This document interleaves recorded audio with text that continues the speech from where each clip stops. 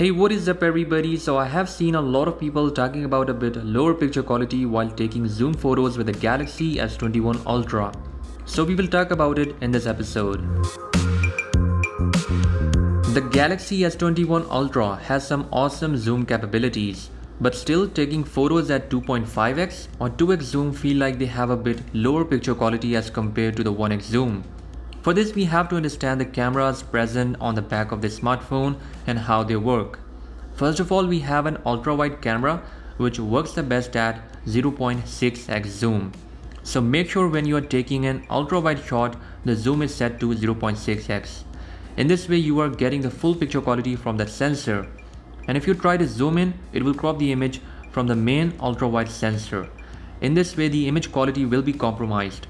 Notice that when I shift to 1x zoom, the viewfinder changes a bit, which means now we are using the 108 megapixel main camera sensor. And to get the best picture quality from this camera, make sure you are at 1x zoom.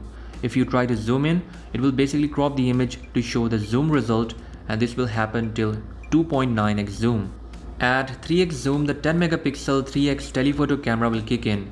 Now we are getting hybrid image, which is a combination of the main camera and this telephoto camera. But you can notice the difference between the picture quality of 2.9x zoomed photo and the 3x zoomed photo. Between 3x and 9.9x, we have the same hybrid combination, and at 10x we can again see the change in camera sensor. Now the phone is using 10 megapixel periscope camera.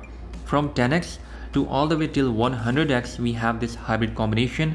But the main point here in simple words is that if you want the best picture quality from your Galaxy S21 Ultra, make sure to keep these presets in mind, which are 0.6x, 1x, 3x and 10x.